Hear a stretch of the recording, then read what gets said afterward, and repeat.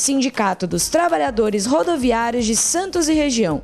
Oferece aos seus associados assistência médica e odontológica, assistência jurídica e entretenimento.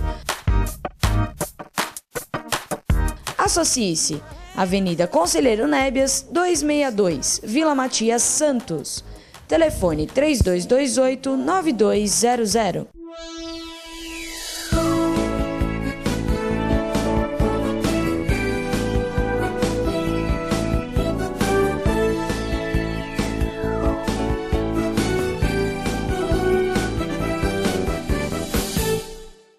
Alô, Baixada Santista, sem reação, chegando pela sua TV Com. Prazer muito grande em contar com a sua audiência nesta terça-feira ao vivo, falando para toda a Baixada Santista e convidando você desde já a participar do nosso programa. Nessa terça-feira nós estamos dando continuidade aos debates com os candidatos à Câmara Federal. Nós recebemos o advogado Roberto Mohamed, gentilmente atendendo ao nosso pedido, e também o empresário Alexandre Cunha.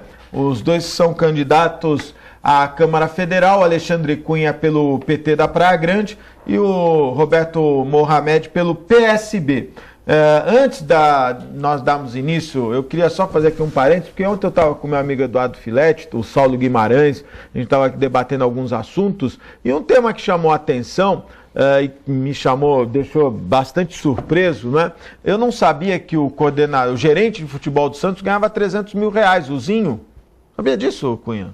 Não. Minha mãe falou tanto para eu estudar, eu fui querer trabalhar em televisão, podia estar gerenciando 300 pau. E teve uma reunião semana passada com vários grupos de oposição aí para lançar um candidato.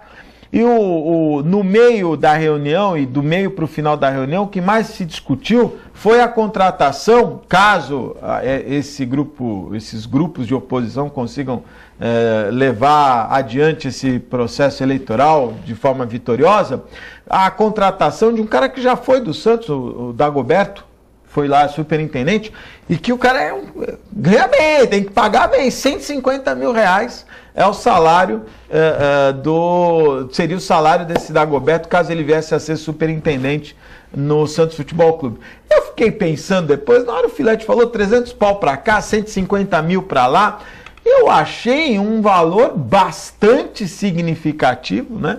Gerente de futebol ganhar 300 mil reais, aí o Zinho tem lá toda a sua trajetória, é um grande jogador, de que ele se preparou muito para essa função administrativa, mas chama a atenção esses valores. Eu não podia deixar de hoje comentar que ontem eu acho que eu comi bola, o Filete falou, acho que eu devo ter entendido 30 mil e acabei não atinando. Depois pensando, falei, caramba, é muito dinheiro, por isso que as coisas não andam, né?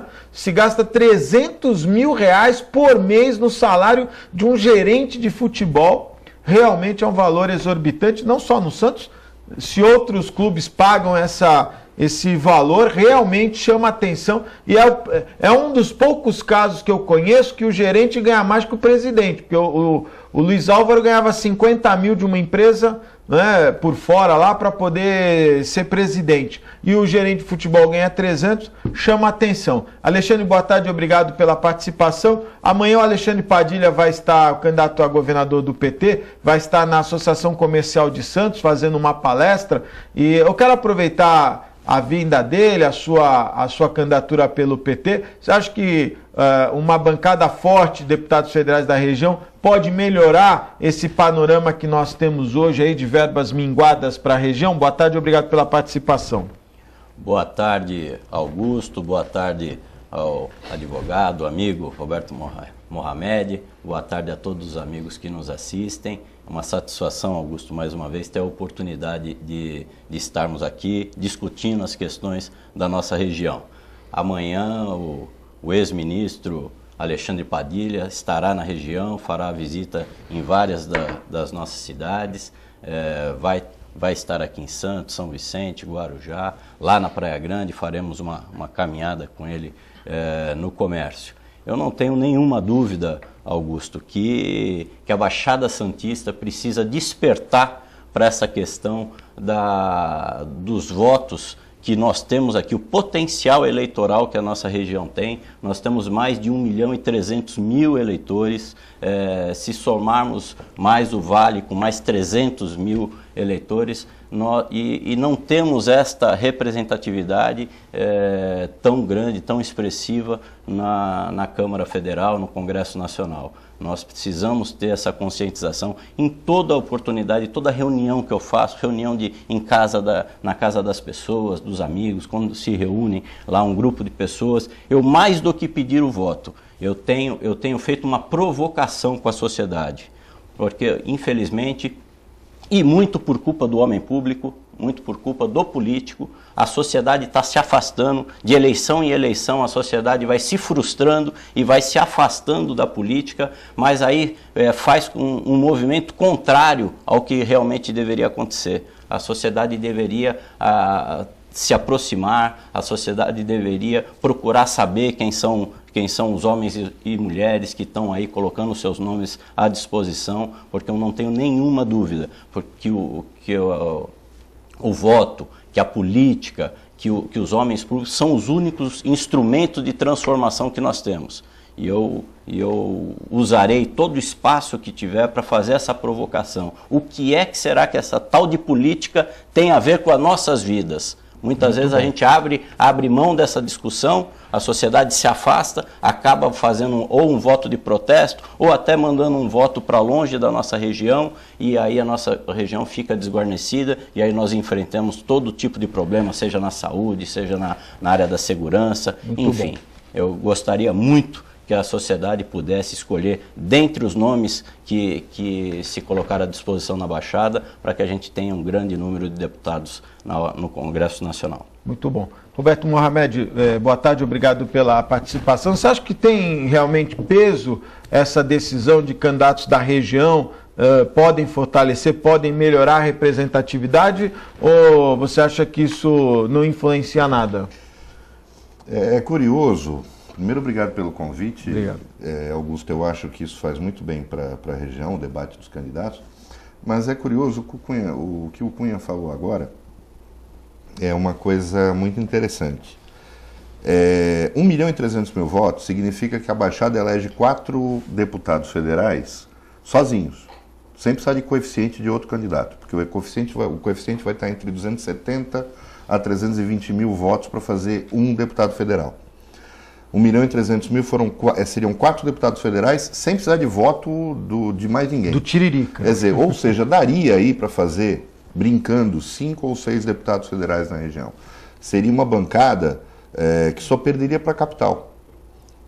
Mas o voto distrital, por exemplo, ele já é uma realidade de fato no interior.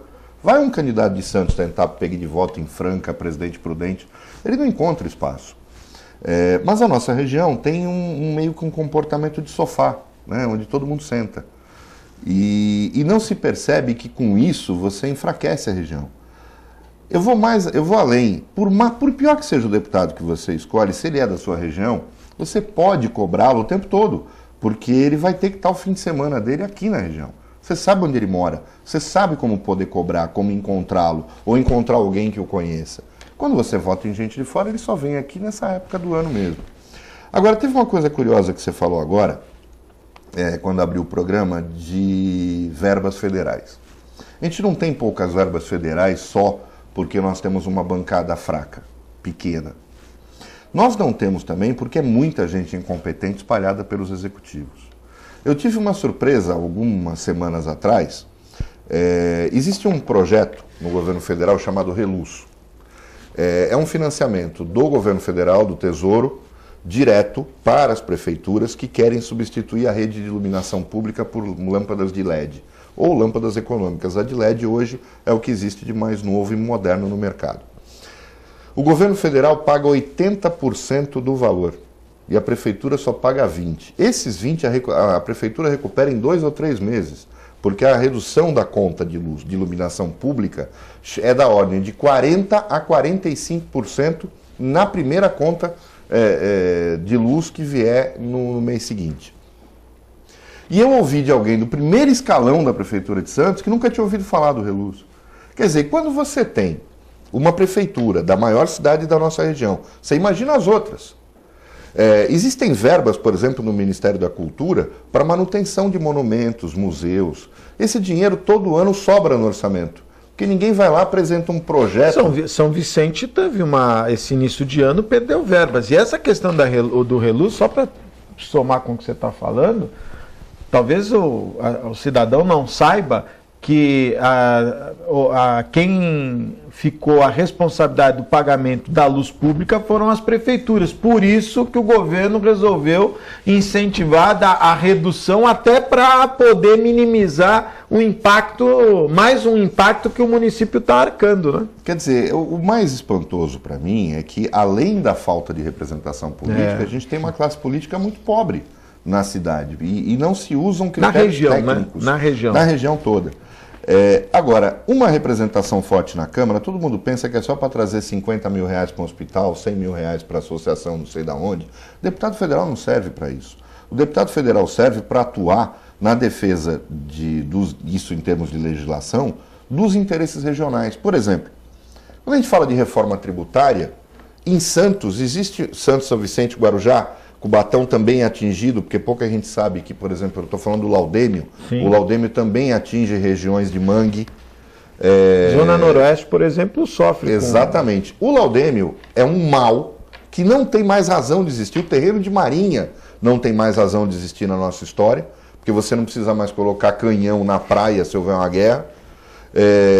E onde está? Cadê a força política, a vontade política para mudar isso? Eu não vejo isso acontecendo, porque você não vai querer que um deputado federal de Ribeirão Preto venha se esforçar contra o Laudêmio. Quem tem que se esforçar são aqueles deputados que representam cidades do litoral. Agora, enquanto a gente não tiver força e não tiver uma bancada forte com vontade política e da região, a gente não vai conseguir realmente avançar em nada. Nordeste não tem Laudêmio, é difícil encontrar cidades do Nordeste com Laudêmio. E o Laudêmio, muita gente acha que é para ajudar a família real, o único Laudêmio que vai para o bolso da família real é o de Petrópolis, não é? Petrópolis ou Teresópolis, uma das duas cidades. Petrópolis, ainda o Laudêmio de lá banca, não é, os custos da família real. O resto vai tudo para o caixa do Tesouro Nacional. Cunha, há uma discussão muito forte, não é, nesse momento, de um tema que me parece bastante significativo, que é a questão da segurança, não é? E aí, de um lado, você tem aqueles que defendem uma segurança mais ostensiva, do outro, aqueles que acham que nós temos que enfrentar a segurança de maneira mais social, né? Enfim, são as visões. E esta semana, nós estamos vivendo aí o caso da penitenciária que está sofrendo com mortes e decapitações dos presos, entre eles, enfim, e que não é uma novidade, não é? A Baixada Santista está recebendo uma penitenciária na área continental, né, para as mulheres. Nós temos em Mongaguá uma penitenciária, uma prisão agrícola, e temos em São Vicente e Praia Grande, tem lá uma unidade prisional. O Guarujá tem uma unidade de menores, mas me parece que cada vez há mais necessidade de espaços para agrupar os presos. Você acha que a região comporta mais alguma unidade penitenciária ou a nossa cota já está superada? Olha, Augusto, a questão da segurança, realmente, as ações que nós precisamos implementar, não na nossa região, mas no país, em todos os estados, são várias. Eu sempre digo que eu não acredito só nas ações policialescas, mais polícia, mais polícias. Nós precisamos sim de uma ação mais ostensiva da polícia, a polícia poder realmente... hoje a polícia está acuada, um policial no estado de São Paulo que dá um tiro, ele tem que se afastar, enfim, nós precisamos dar força à polícia, fazer com que a polícia, afastando os policiais que existem, que eventualmente existam, mas dar força a esses homens e mulheres que estão aí cuidando da nossa segurança. Mas eu acho que também temos que ter ações efetivas na questão nas ações sociais. Eu não tenho nenhuma dúvida que nós vamos perder essa guerra sempre, se pensarmos simplesmente em mais policiais nas ruas, mais homens armados. Nós temos que cuidar das nossas crianças, nós temos que cuidar dos nossos jovens, nós temos que criar perspectivas para essa juventude, mostrar que é possível vencer sem caminhar para o lado ruim, para o lado mais fácil.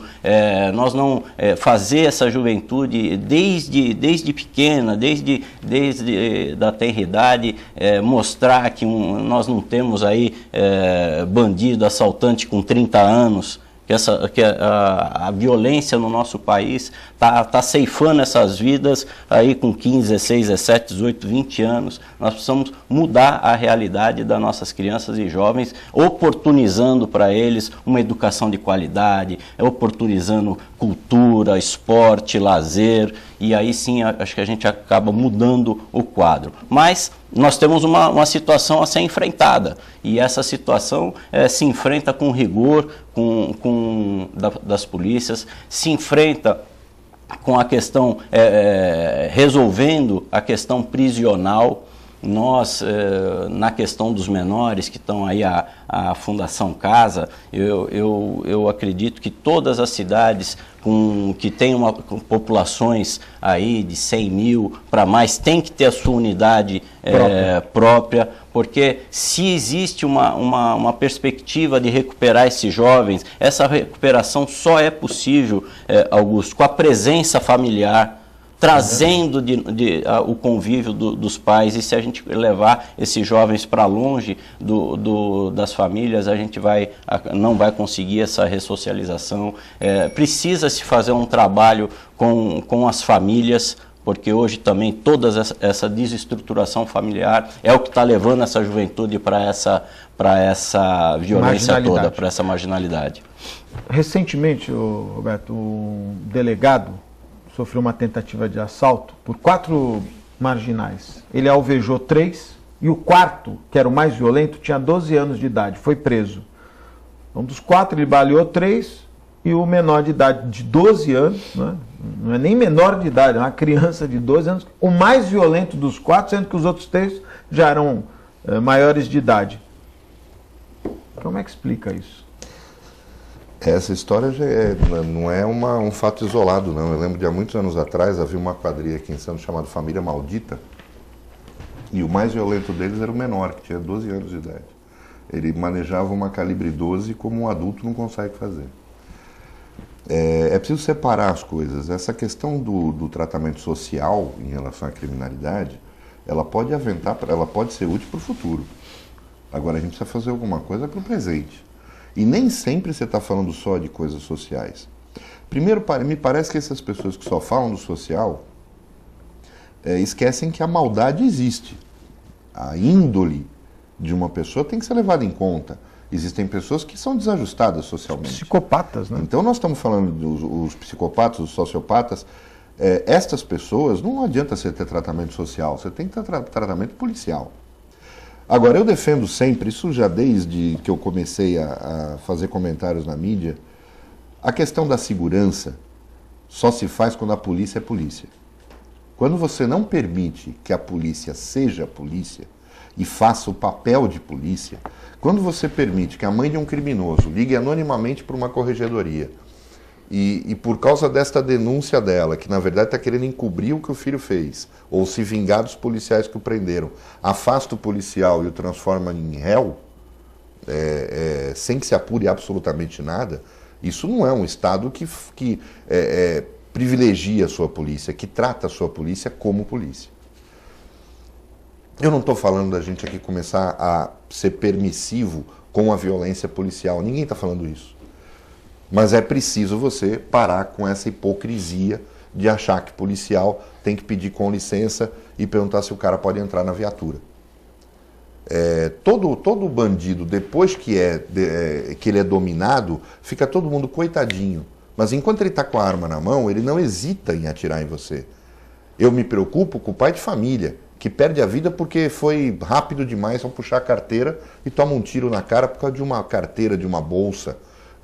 de um celular. Jovens que levaram um tiro depois de ter entregue tudo. Não dá para tratar essas pessoas só, o problema é social, vamos colocar eles para fazer office boy em repartições públicas, porque eles vão largar o crime. Não, eles não vão largar o crime. A gente está falando de um processo muito maior, de traficante se metendo no Congresso Nacional, de traficante em Assembleia Legislativa, em câmaras municipais. Ninguém está olhando para a realidade do que está acontecendo à nossa volta. Essa impunidade generalizada, ou seja, eu tiro a vida porque eu sei que não vai acontecer nada. Eu tiro a vida porque o Estado não consegue punir. Quando você fala de criminalidade, não adianta pensar só na polícia. Você tem que pensar no judiciário também. O nosso sistema judicial é absolutamente feito para não conseguir concluir um processo criminal. E aí você tem esse número de bandidos soltos. Esse menino, por exemplo, de 12 anos, ele vai para uma unidade infantil, vai ficar 3 anos, 2 anos no máximo lá, porque ele não chegou a matar nesse caso. Depois ele sai, ainda menor, e pode fazer a barbaridade que quiser. A gente precisa parar um pouco com a hipocrisia. Outro dia, Augusto, eu estava me lembrando no rádio, quando eu estava fazendo na rádio até o início do ano, ficava essa questão da maioridade penal. Eu não consigo encontrar um argumento válido em quem é contra. Não vai resolver? Tá bom, mas não vai piorar e pode ajudar um pouco. E na situação do jeito que a gente está, até em fio desencapado a gente tem que se agarrar. Porque hoje você não tem segurança para mandar seu filho para a escola. Hoje você não tem segurança para andar depois das 8 da noite em qualquer lugar. Hoje, durante o dia, as pessoas fazem o que querem. Você não pode sequer ir na praia. O país inteiro está perdendo com isso. O país perde em produtividade, perde em turismo. Quer dizer, a gente vai chegar aonde desse jeito? A situação está realmente perdendo o controle. Cunha, é lógico que você tem uma atuação em todo o estado, uma atuação na Baixada, mas você tem lá os seus laços muito fortes na Praia Grande. E a Praia Grande também sofre, como todas as cidades, com a questão da violência, sem dúvida nenhuma. Mas você, como deputado federal, o que você pretende contribuir especificamente para a região e para a Praia Grande? Não só na segurança, mas em todos os aspectos, né? Nós temos, como o Mohamed falou ainda há pouco, o governo federal tem muito recurso. Em vários dos ministérios existem muito recurso que muitas vezes não conseguem, as prefeituras não conseguem acessar justamente por falta de, às vezes, capacitação dentro da profissionalismo, dentro das prefeituras. Nós temos que atuar nessas questões, porque seja na área da saúde, seja na área da segurança, a Baixada precisa de soluções consorciadas. Nós temos vários problemas que são comuns a todos os municípios e nós precisamos fazer com que os municípios resolvam esses problemas de forma consorciada. Situações que estão aí. Em muito pouco tempo nós teremos, já temos hoje e resolvemos nossos problemas com custo altíssimo. Por exemplo, na questão do destino final do lixo doméstico. As cidades todas da Baixada, nós pagamos para coletar, pagamos para transportar, pagamos para depositar esse lixo em cidades da grande São Paulo. A maior parte das nossas cidades. Nós podemos resolver isso de forma consorciada. Na questão de saúde, nós precisamos que cidades do entorno de Santos também recebam investimentos fortes. Agora parece que existe um movimento para se criar um hospital em São Vicente e precisamos lutar para que realmente isso saia do papel, porque no instante que as cidades da região não tiverem o atendimento hospitalar, né? E eu estou falando do atendimento hospitalar, não da prevenção, do saúde da família, dos ambulatórios, mas no hospitalar, se a gente não tivesse atendimento nas cidades, realmente o sistema do município de Santos vai ficar sobrecarregado e a gente precisa dos investimentos no entorno. Nós precisamos, na questão portuária, nós temos o maior porto da América Latina, fala-se em baixar a calha do canal, isso vai para trazer cada vez navios maiores, com uma maior potencialidade de cargas. Como é que vai ficar o acesso ao porto?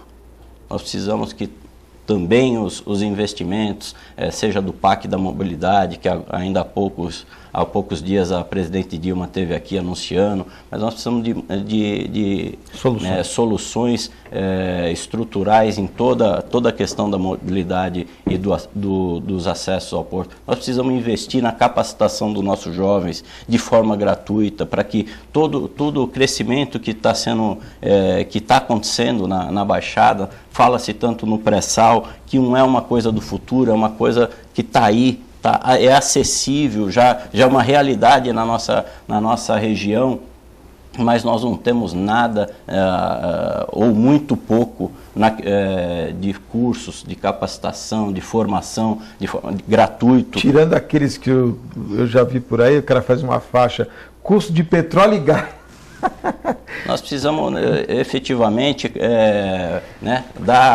capacitar a nossa juventude para se aproveitar de todo esse crescimento que está aí, que não é coisa do futuro. Com resultados, tá aí. A Petrobras já está instalada na Baixada, enfim, a Baixada tem muito para crescer. E vai crescer muito, mas nós precisamos crescer com qualidade, porque é uma região muito importante do estado de São Paulo, e essa importância tem que ser nos devolvida em forma de serviço prestado à sociedade. Ô Mohamed, eu acho que os deputados federais, eles são articuladores, né? Você falou muito bem, não adianta pensar que o deputado vai só trazer verbas para cá e para lá. Tem muita entidade que depende disso, né? Das emendas parlamentares, até porque o Estado como um todo passou para a sociedade responsabilidades como creche, asilo de idoso, clínica de reabilitação, são as entidades, igrejas, Lions, Rotaries, esse negócio todo que... Eu estava conversando esses dias com um amigo que é presidente de uma creche aqui em Santos, 250 crianças, que ele falou para mim o seguinte: se a Prefeitura de Santos não tomar uma posição honesta com as entidades neste ano que vem ele não vai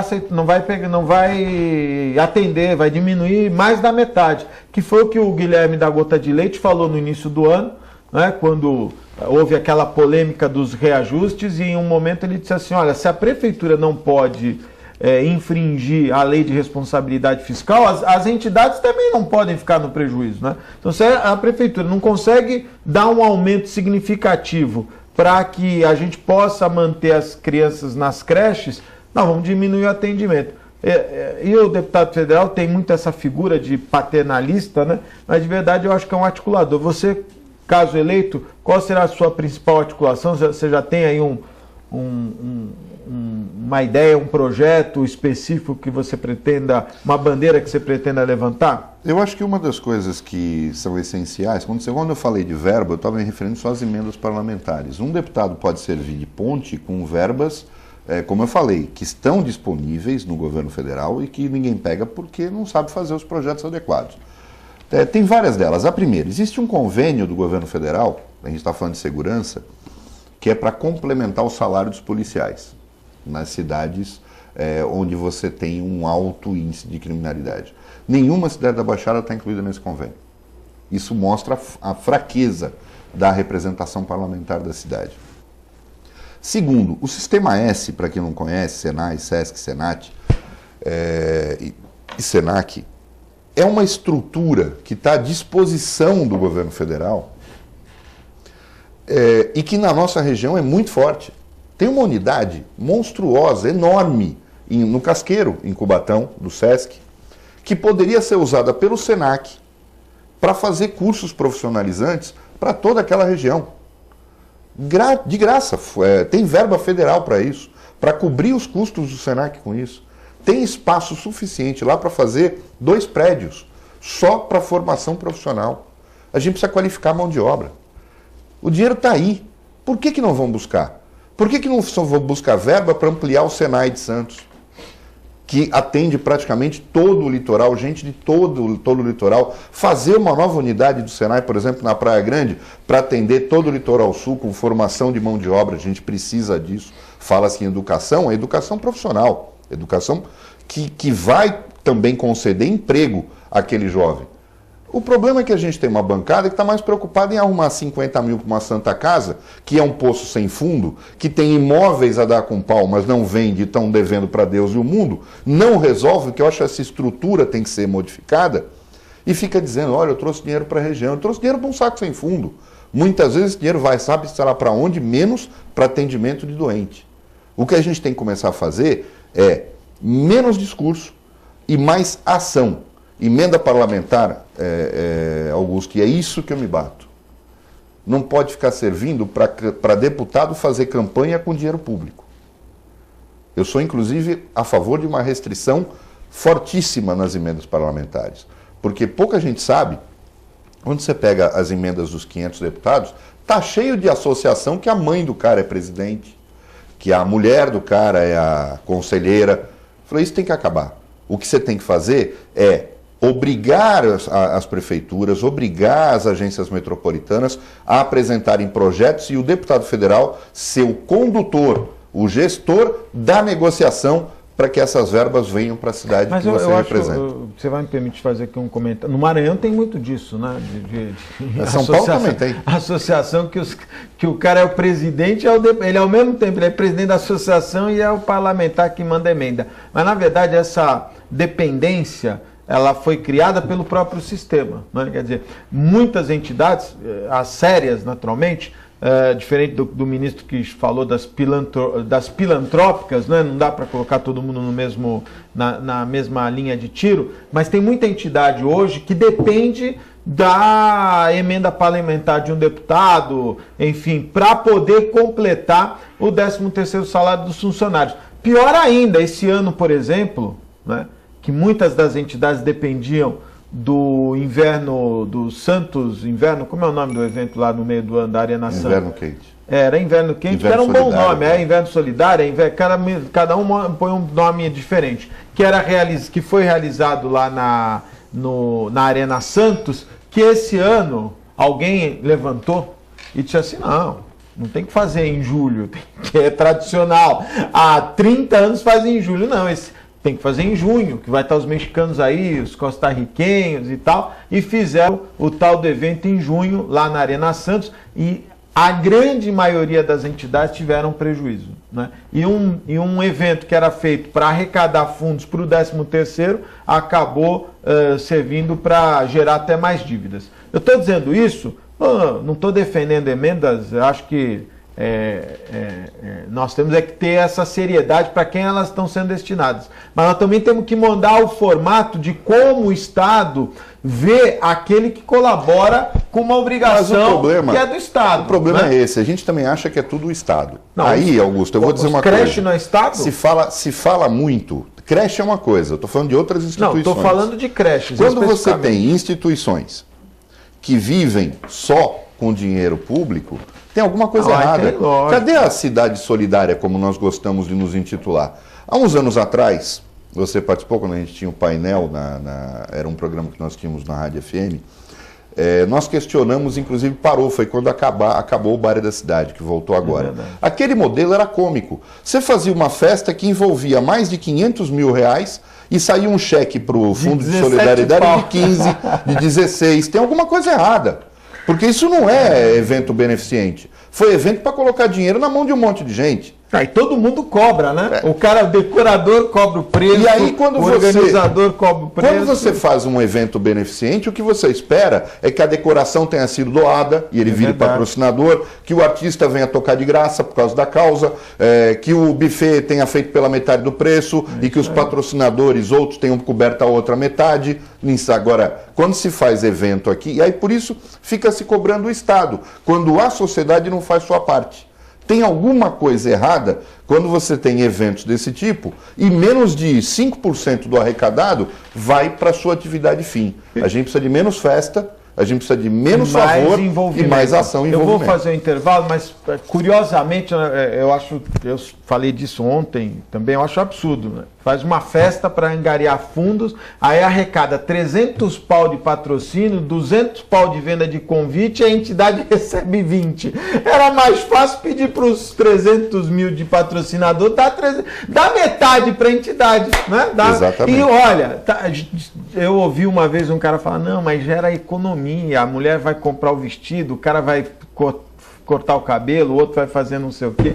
Vamos para um pequeno intervalo, é muito rápido, fique aí, eu volto já.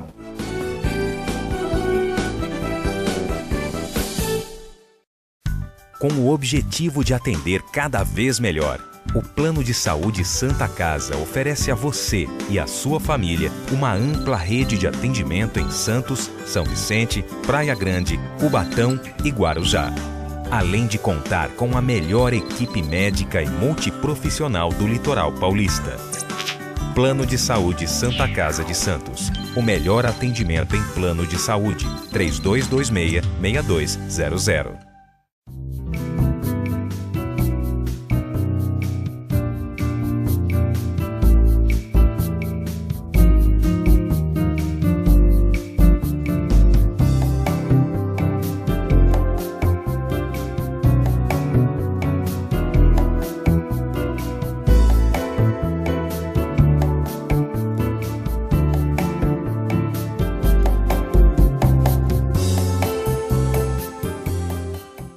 Buffet Maison Vonut, um novo conceito em festas. Requinte e sofisticação no mesmo espaço.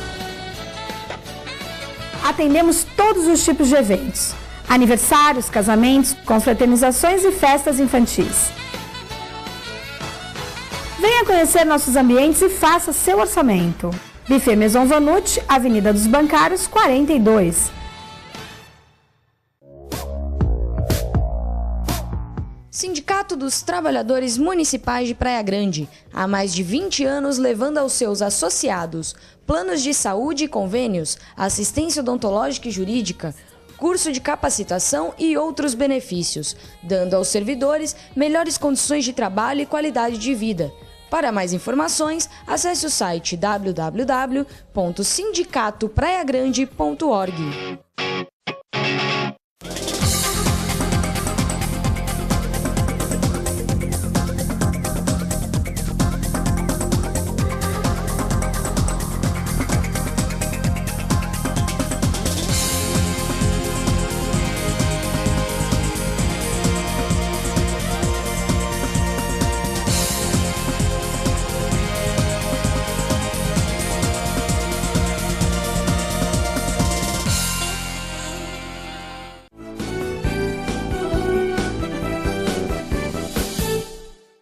Estamos de volta ao vivo, mandar um abraço especial, meus amigos da Ozan 32288000. Acesse o site www.ozan.com.br. Quem também nos apoia é o restaurante Boqueirão Express Grill, Rua Lobo Viana 89, ao lado da Unisanta, em frente ao Supercentro Boqueirão. Restaurante Boqueirão Express Grill. E os meus amigos do Incatep, o primeiro e verdadeiro centro de excelência portuário, o Incatep qualificando a mão de obra do trabalhador portuário e preparando para o mercado de trabalho. Incatep, são 3 endereços, o Cunha falou do petróleo e gás, o Incatep é o único que tem os simuladores para equipamentos de plataforma. Esse que você está vendo são os equipamentos de bordo. A estiva, né? Os guindastes, essa coisa toda que só o Incatep oferece de verdade. Incatep, o primeiro e verdadeiro centro de excelência portuária, o Incatep que é reconhecido pela Marinha, tem certificação da Marinha. Programa de hoje, nós estamos dando continuidade aos entrevistados para a Câmara Federal, recebendo a presença do Roberto Mohamed, do PSB, e também do Alexandre Cunha, do PT. O Alexandre, nós falamos aqui de vários temas, né? Sempre importante destacar essa participação na Câmara Federal e a representatividade da nossa região. O Mohamed, no início do programa, fez uma conta lá e nós já tivemos aí 4, 5 deputados federais. 4, já tivemos 4. Mas antes dos anos 90, nós chegamos a ter 5 também? Não. Acho que sim, hein? Covas, Esmeraldo, Gastone, acho que teve um momento que a gente chegou a ter 4 mesmo. Del Bosco. No tempo do MDB. No tempo do MDB. 4 é um número representativo. Nunca mais alcançamos essa esse número. E agora há uma possibilidade aí, né, se a Baixada se conscientizasse de votar em candidatos da região. A Praia Grande cresce demais, é a cidade que mais cresce na nossa região e com certeza vai precisar de uma representatividade até pelos problemas que vão se somar, né? Questão da saúde, segurança, mobilidade urbana, sem dúvida são pontos a serem abordados. O que você pensa sobre isso? Eu não tenho dúvida nenhuma que não só Praia Grande, mas a Baixada como um todo cresce muito, a explosão do mercado imobiliário aqui em Santos mesmo, toda a região vem crescendo bastante. E nós temos, eu tenho convicção que temos homens e mulheres que estão dispostos a fazer essa representação e nós precisamos demais de aumentar fazer uma boa bancada lá, porque quando se vai repartir o bolo lá no governo federal, se nós não tivermos quem esteja brigando pela nossa região em quantidade, nós vamos estar sendo cada vez menos assistidos e com um crescimento populacional de uma ponta e menor representatividade na outra, o nosso futuro não pode ser muito bom. Nós temos que inverter essa equação. No mesmo instante que crescemos e crescemos bastante, queremos crescer com qualidade. E essa qualidade, tenho certeza que homens como eu, como o Roberto Mohamed e outros que estão aí se colocando à disposição, temos condições pela experiência que acumulamos, temos condições de fazer essa representação. Cunha, a Dessa apresentou um novo projeto, aliás, um novo cálculo financeiro para a construção do túnel ligando Santos-Guarujá e surpreendeu a todos porque houve um aumento significativo de quase 700 milhões, o projeto foi de 2 milhões e meio, foi para de 2 bilhões e meio foi para 3 bilhões e 200, né? E uma série de críticas, até porque o projeto ia começar em janeiro, então ele já deveria estar calculado para esse início e agora houve um recálculo para 2016. Como é que você viu esses valores? E 3 bilhões e 200 milhões de reais, muita gente tem contestado. E olha, não é difícil, Augusto, que esses números ainda mudem na hora da execução da obra. Infelizmente, no nosso país, que nós precisamos de pessoas com seriedade não só para a execução das obras, mas também na modernização de legislação, instrumentos de fiscalização, desde a questão do edital, né? No país nós não colocamos um edital na rua, nós fazemos isso apenas com um projeto básico e na hora que se vai realizar, que você já tem lá um vencedor, que já deu um valor, você vai fazer os projetos executivos e aí esses valores sempre são alterados.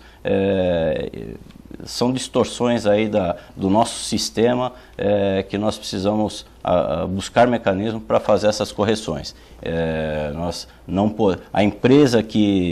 Qualquer empresa que se dispõe a participar de um processo licitatório e entrega oferta esta obra ou a execução desta obra por um valor, ela tem que ser responsabilizada, tem que ser responsável pelaquilo que fala. Você não entra numa concessionária de um carro, o vendedor te fala, esse carro custa 50 mil reais e na hora que você vai no caixa pagar, te apresentam uma conta de 70. Você imediatamente vai sair e você não vai comprar esse carro. Mas no poder público as coisas não funcionam assim. E nós precisamos fazer realmente que as coisas aconteçam. Nem que seja obrigado a ter um projeto executivo antes da obra iniciar, antes de ser dado valores às obras que se pretendem executar. Mohamed, o projetista da ponte estaiada São Paulo e que projetou a ponte Santos-Guarujá, que acabou sendo inaugurada pelo Serra e depois arquivada pelo Geraldo Alckmin, ele fez denúncias graves na Carta Capital, afirmando que esse projeto do túnel era para viabilizar campanhas eleitorais, não é? e que, se fosse a opção a ponte estaiada, o investimento seria infinitamente menor, não chegaria a 1 bilhão de reais, ficaria em torno de 700 a 900 milhões de reais. Mas o túnel vai custar 3.200. Será que não era o momento de, talvez, em vez do túnel, a ponte? Olha, eu sempre fui contrário à ponte e denúncias feitas pela Carta Capital, que desde 2002 virou o Grama brasileiro, né? Para quem não sabe, o Grama é o órgão oficial do governo de Cuba, de imprensa, né? E a Carta Capital virou praticamente o jornalzinho, a revista semanal do governo. Eu não tenho o menor respeito pelo Mino Carta, pela mudança que ele fez na vida dele, então o que sai lá a gente tem que desconfiar. Porque se falam que a Veja é tendenciosa, o Mino Carta não é nem tendencioso, né? Ele é claramente informativo partidário. Agora, quanto a essa denúncia, ele pode até ter razão. Como acontece com a transposição do Rio São Francisco, com todas as obras federais do PAC que não andam, a transposição das obras foi inaugurada 3 vezes, 2 pelo Lula e 1 pela Dilma. E só que não está pronto ainda. Esse negócio de grandes obras financiarem candidaturas, isso é normal, acontece até a nível municipal. Está aí o orquidário, vai fechar de novo para fazer obra. E aquela obra toda lá? Ninguém sabe, ninguém viu. O problema, o que me espanta, e aí o Cunha tem razão, é eu pagar tanto por um projeto executivo, quando essas prefeituras envolvidas têm secretaria de obras, têm engenheiros contratados, concursados, que deveriam ter investimento na sua formação para poderem fazer pelo menos o projeto básico. Eu tenho que fazer licitação para que um terceiro faça algo que o meu pessoal tem plenas condições de fazer. Porque muita gente, os engenheiros da Prefeitura de Santos, por exemplo, são altamente capazes. Por que eles não fazem o projeto básico? Por que tem que fazer licitação e dar dinheiro para os outros se o cara já ganha salário para fazer aquilo? Segundo, ninguém fala mais do túnel da Rangel Pestana, que é uma obra absolutamente necessária para ligar o centro da cidade, aquela área logo depois do túnel, até a Nossa Senhora de Fátima. E que para nós é uma obra que tinha que ter sido incluída na construção da pista descendente da Imigrantes, e não foi por vaidade dos nossos políticos. Ninguém fala mais nada disso. A questão do túnel, Augusto, por que eu falei primeiro, a ponte é uma trava, e que a gente sabe muito bem o que é isso, porque tem a Ponte Pêncil até hoje travando o Mar Pequeno. É uma trava no maior porto da América Latina. Você não pode pensar em ponte. Mesmo que ela saia mais barato, teoricamente, você não pode pensar nisso. Agora, a questão do túnel, ele era mais barato que a ponte. Isso foi discutido na Associação dos Engenheiros de Santos, quando trouxeram um dos maiores especialistas em túneis submersos para isso. Cadê a explicação para isso? Por que os projetos técnicos não são detalhados, não são expostos à sociedade? Não são apresentados claramente? Aumentou 700 milhões no quê? Aumentou nisso, nisso. Ninguém fala. Todo mundo fala em custos de maneira genérica, a gente sabe que a Dersa atualização é um monetária, roubalheira, né? E ninguém consegue discutir esses valores com a sociedade. Para mim, a ponte está descartada porque ela vai servir de trava no desenvolvimento do Porto de Santos. Mas um túnel custar mais do que custou o túnel do Canal da Mancha, para ligar 2 quilômetros, que é a distância entre Santos e Guarujá, alguma coisa está errada. Cunha, uma explicação bastante importante, né, para as pessoas que estão em casa. É lógico que a gente aqui está colocando as suas ideias, né, e defendendo o seu ponto de vista. Eu concordo com o Mohamed na questão da Dersa. Acho que a Dersa é um mal, né? A gente vê tantos problemas, não só na travessia Santos-Guarujá, na travessia de pessoas, né, nas barquinhas, um atendimento péssimo, uma das principais travessias do mundo, não só de veículos, como são 15 mil pessoas diariamente que se utilizam das barquinhas, o que é muita gente, né? E a gente percebe que o atendimento sempre está aquém. São 2 empresas que eu questiono aqui no programa, sempre questionei há 15 anos, a Dersa e a MTU, né? Um portador de síndrome de Down ter que ir todo ano no escritório da MTU em São Paulo para renovar a carteirinha de deficiente, dizendo, não, eu ainda tenho síndrome de Down, como se tivesse algum geneticista, olha, descoberto a possibilidade da cura do Down, não é? Quer dizer, essa renovação de uma carteirinha de portador de necessidade especial, no mínimo, é ridícula e ninguém faz nada. E aí eu aproveito, falando da MTU, a Baixada Santista sofre, Cunha, com uma situação esdrúxula. Foi criada a região metropolitana, todo mundo fala da região metropolitana, mas a tarifa ainda é intermunicipal. A questão da mobilidade na Baixada precisa ser resolvida, precisa sair do discurso, precisa sair realmente do papel. Eu me elegi vereador em 92, bastante jovem, e logo que eu me elegi eu já escutava falar no tal do VLT, e de 92 para cá já se vão algum tempo. Deixaram de fora a Praia Grande, né? Ficou de fora. A área continental de São Vicente, que era a origem do TIM, também ficou de fora.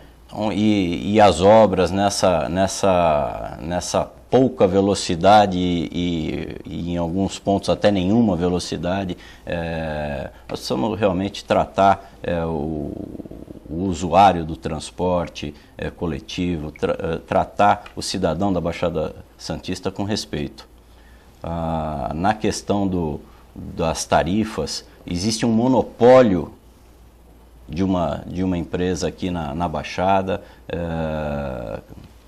que precisa ser revisto. Você tem aí uma única empresa atuando no metropolitano, no transporte metropolitano, na Praia Grande, em Santos, enfim, fazendo a maior parte do transporte. Nós precisamos discutir a questão do bilhete único dentro da Baixada, interligando os vários sistemas que nós temos, mas precisa-se numa ponta acabar também um pouco da vaidade dos executivos municipais.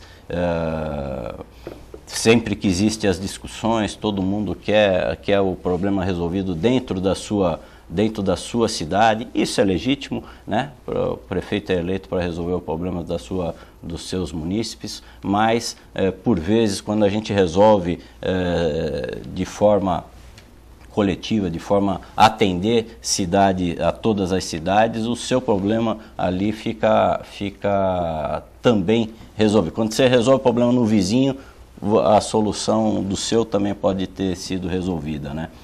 E a questão da tarifa, eu não tenho... Vamos lutar para que a gente tenha aí o bilhete único interligando os vários sistemas.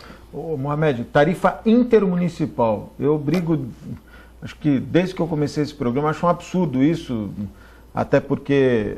E eu já ouvi dizer o seguinte, olha, não pode brigar muito com a empresa de ônibus, porque se ela sair, não tem outra para entrar, ninguém mais quer.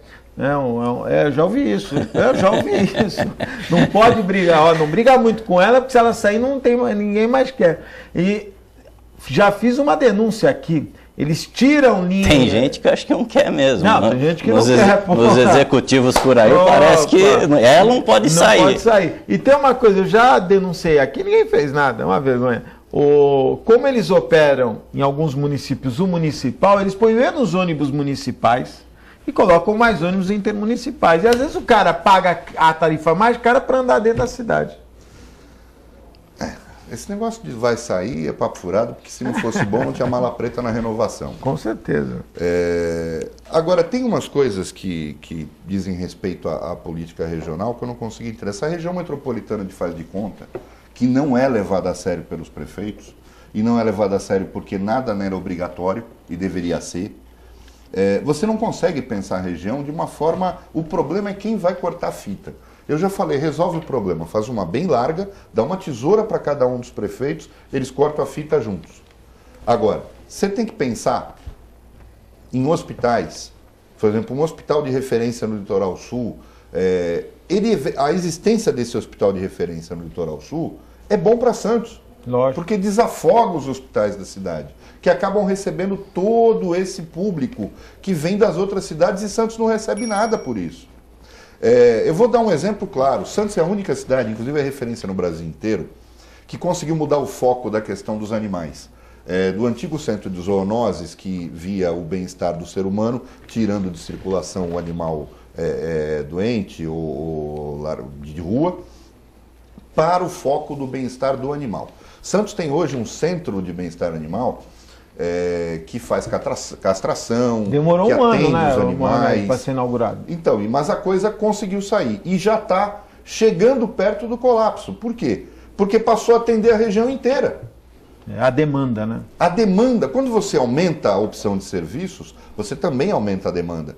Quer dizer, ou se começa a pensar em termos metropolitanos, e eu estou falando de verba, estou falando de projetos, para pensar a região como um todo, e eu sempre disse, vamos começar por uma coisa muito simples, obrigar os 9 prefeitos a sentarem para negociar o contrato de transporte em conjunto. Talvez a mala preta de um diminua, mala preta de outro aumente, mas vamos tentar fazer a coisa bonitinha, todo mundo negociando junto. É só lembrar que algum tempo atrás, quando você ligava para Cubatão, era interurbano. É verdade. Isso, a gente conseguiu acabar com isso. Por que não conseguir acabar com essa questão da tarifa intermunicipal? Agora, eles têm que sentar juntos para negociar. Tem vontade? Vão ficar mais pobres por isso? A gente tem que descobrir o motivo. Aproveito, Mohamed, suas palavras finais. Nós estamos iniciando o programa. Obrigado, viu? Olha, eu queria agradecer a oportunidade de estar aqui, de falar com as pessoas da região, porque, como a gente disse no início, o Cunha, o Papa, o Beto, a Maria Lúcia, os candidatos a deputado federal da nossa região podem prestar um grande serviço. Não importa quantos estejam lá ou quais, tem que ser muitos, para fazer barulho, para gritar, para cobrar e principalmente para serem cobrados por você. Se você vota num candidato de fora da nossa região, você vai cobrar como? Pelo correio? Obrigado, Augusto. Cunha, obrigado, viu? Eu quero agradecer mais uma vez essa oportunidade, Augusto, de estar aqui no seu programa. Queria agradecer também de estar sentado aqui ao lado do amigo Roberto Mohamed. Queria agradecer você, minha amiga, meu amigo, que nos assistem. Queria pedir, fazer essa provocação,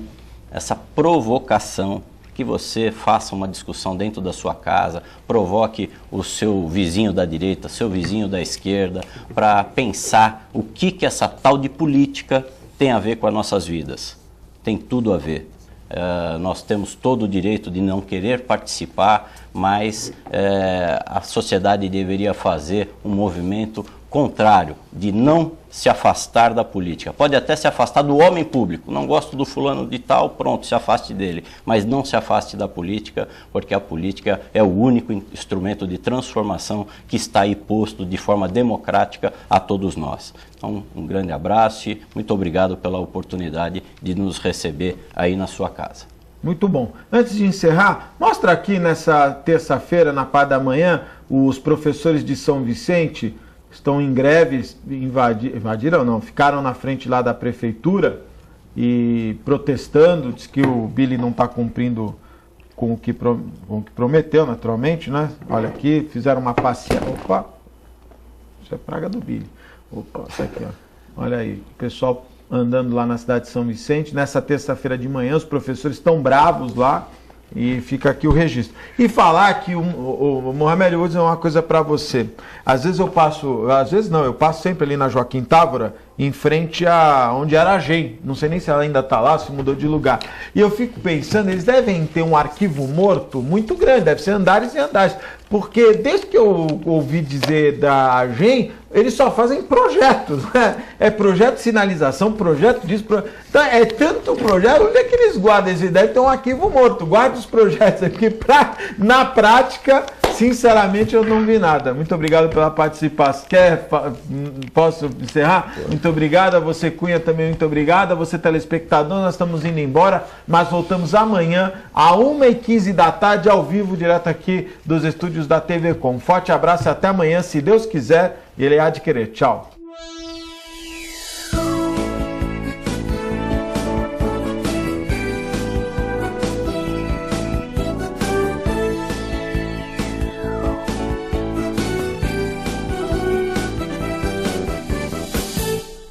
Um pedacinho da França agora ilumina Santos.